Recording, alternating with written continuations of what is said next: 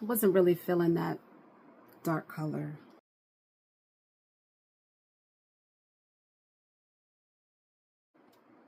You know? All right.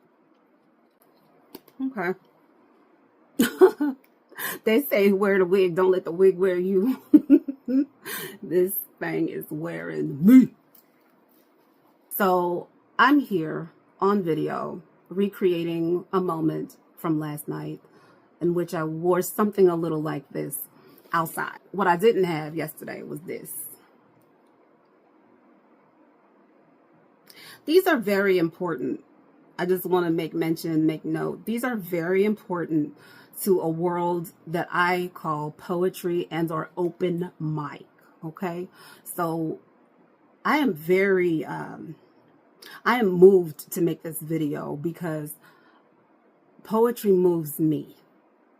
If you love poetry, if you love poetry and you love the art form and the skills and the techniques and the discipline of putting together spoken word poetry, then I truly believe that you might vibe with me on this, okay?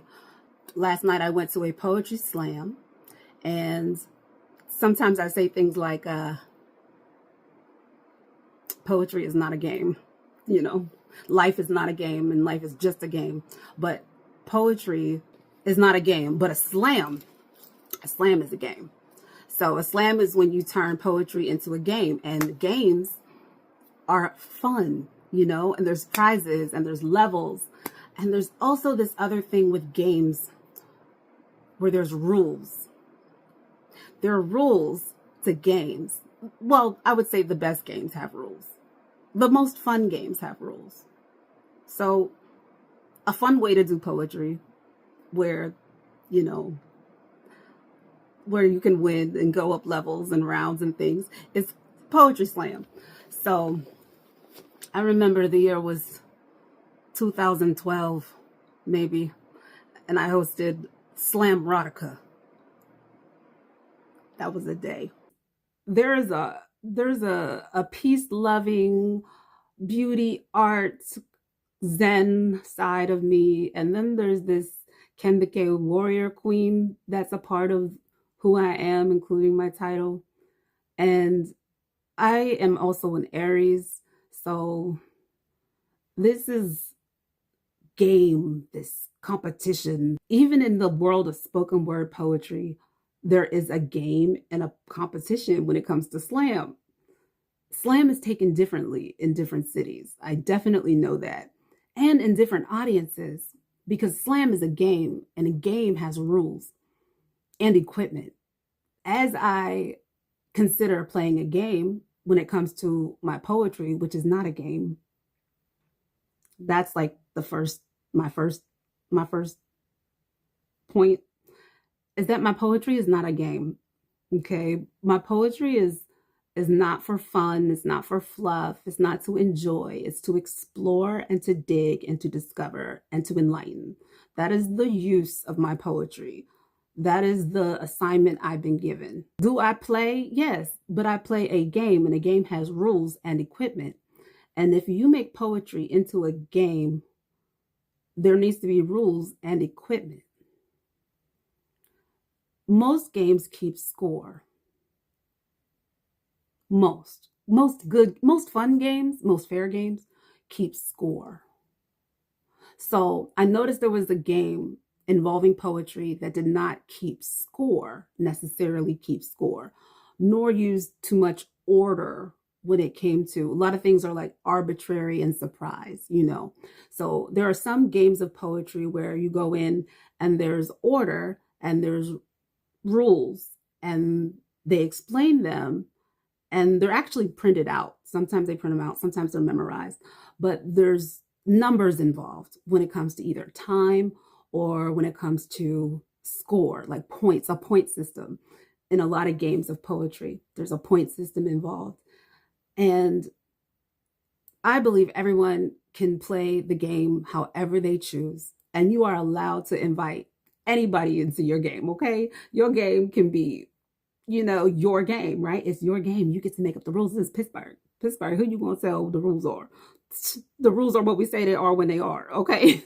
That's how this poetry event is. Okay. So I just want to give it that respect, is that the king of the game makes up the rules, makes up the order, and makes up, but leaves the order up to chance because it's arbitrary. So if you just like in some poetry games, you get the lineup, right? And then they give you that. So you kind of like know what order you're in, but not like a surprise run to the stage. That doesn't normally happen, but it happens at this game. This game's different.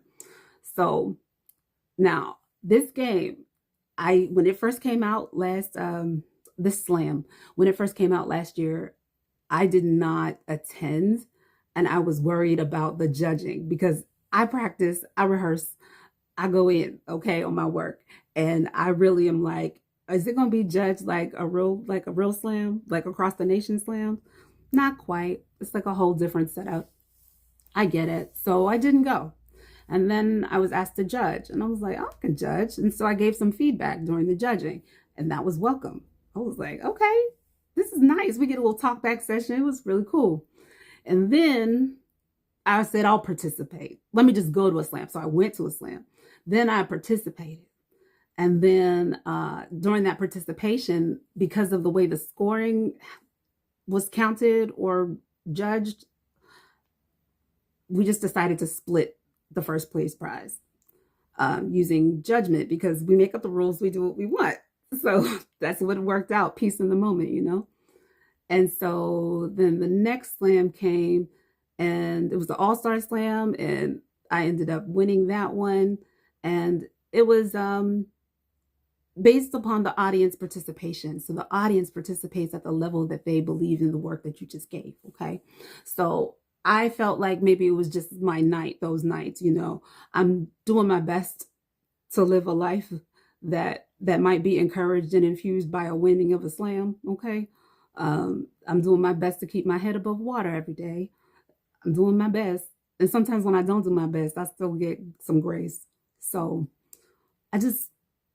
I'm thankful for those wins, because they led me to the next project and the next meeting and the next contract and they lead me somewhere. It's not the end all be all. It's like, I must be on my way somewhere. And so then to be, invited to the next slam, the price tripled, the prize tripled, but the equipment and the order and the scores of the game didn't really go up with that. And so I accept that, right? So at first I was like, you know what? If I'm giving sensitive material on this particular adult slam, then I need to make sure I rethink that. So I rethought it. Then I thought it again, and I said, count me in. I'm game, right? I'm game, which means I need to arrive on time and appear when my name is called. No problem. Some problem, but we made it through. When I tell you spirit be in the room, beyond us, beyond whoever we represent in that room, there's spirit in the room. And so I just honor the spirit within everyone. And I got to see the only other dancer in the room dip it low. And she ended up winning the whole thing. So she was dipping it low, and I gave mad respect because I wasn't getting down there. And I just, I grooved a little bit, but she had it. And I love that feeling of like, sis got it, yo. Whatever it is, sis got it. That was a great feeling. I delivered a poem that I love deeply. I had to remember it and what it meant at the same time as stand for myself, my womanhood, my privacy, my intimacy. I stood knowing all that I know and all that I don't. I stood. Was it screams and yes, queens? No. Were there some nods and some smiles? Mm-hmm. Now, the competition that I was going up against, because there's this interesting bracket system that could change at any moment with like a free ride through the next level, but there was no free rides on this slam. So everybody earned a spot, but you go against another arbitrary name, which is cool, and then based upon applause, another round of applause in case it didn't like register the first time. You get another round of applause, and then the judge gets to say what they want to say, and then it's kind of scored that way. Sometimes there's a little discrepancy in the sound of the applause, and so it's a little bit of a toss up, but I agreed to this, so I was game. We don't really go back up on stage to receive our applause. We just kind of like sit in our seats, and the host receives the applause, and we get to hear.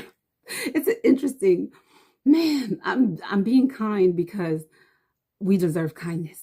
We deserve a break, but we do deserve a conversation. I am a part of Brave Communication. So if we need to have a Brave Communication, by all means, come see me. I don't mind. I don't mind. I was relieved. I was relieved of my duties because the sister who I was going, who went after me, her poem must have been chock full. Okay. Her poem was like, okay. And I gave some words and some moments, but she gave, I'm like, go ahead, girl, get it all. It was about food and something else going on. I know it. I know there was something else.